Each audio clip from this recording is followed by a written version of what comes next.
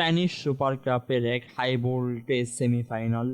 মাঠের লড়াই থেকে ডাগআউটের উত্তেজনা সবই ছিল রিয়াল মাদ্রিদ বনাম অ্যাটলেটিক মাদ্রিদ ম্যাচে। রদ্রিগো আর ভালভার্দের জাদুতে অ্যাটলেটিকোকে 2-1 গোলে হারিয়ে ফাইনাল নিশ্চিত করল জাবি আলোনসোর শিষ্যরা। আজ আমরা কথা বলবো এই রোমাঞ্চকর ডার্বির খুঁটিনাটি নিয়ে।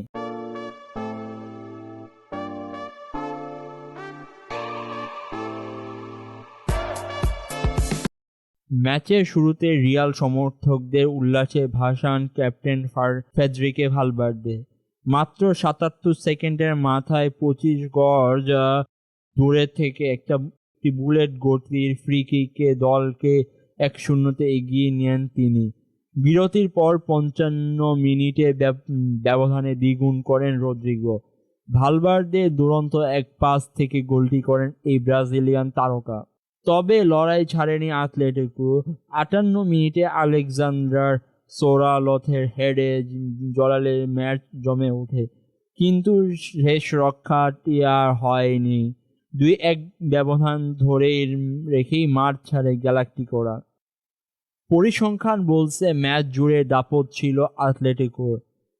৫৫% বল পজিশন আর ২২টি শট নিয়ে তারা রিয়ালকে চেপে ধরেছিল, কিন্তু দেয়াল হয়ে দাঁড়িয়েছিল থিবাউট কোর্তোয়া।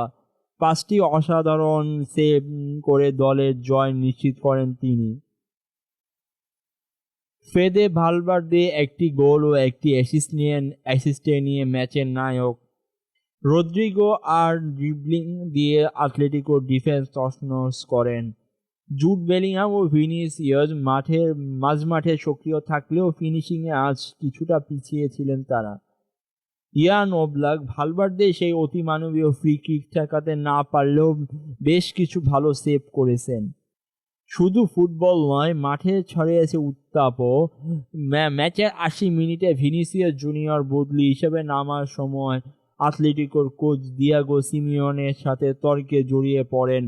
পরিস্থিতি এতটাই উত্তপ্ত ছিল যে রেফারি দুজনকে হলুদ কার্ড দেখাতে বাধ্য হন। ম্যাচ শেষে নিজের গোল নিয়ে উচ্ছ্বাস প্রকাশ করেন ভালভার্দে। অন্যদিকে হতাশ অ্যাটলেটিকোর অধিনায়ক কোকে বলেন, সুযোগ কাজে লাগাতে না পারাই তাদের হারের কারণ। রিয়াল কোচ জাবি আলোনসো প্রসঙ্গক্রমে সিমিওনের সমালোচনা করে বলেন, বিপক্ষ খেলোয়াড়ের প্রতি সম্মান থাকা উচিত। তবে সিমিওন বরাবরই মতোই শান্ত থেকে বলেছেন, মাঠের ঘটনা মাঠেই থাকুক।